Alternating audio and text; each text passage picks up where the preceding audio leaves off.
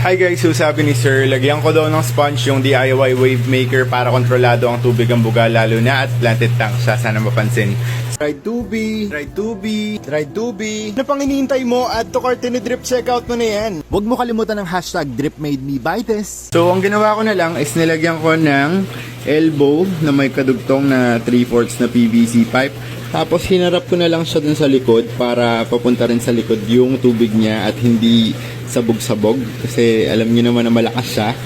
Ayan, ganyan siya kalakas. So iharap na lang natin dun sa bandang likod. Ayan.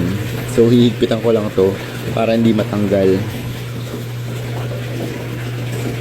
Ayan, I think okay na yung ganyan. So hindi na sobrang lakas ng current dun sa tubig natin. Papunta na lang siya dun sa bandang likod. Babaan lang natin ng konti para hindi umabot dun sa rim. Ayan. I think okay na yung ganyan.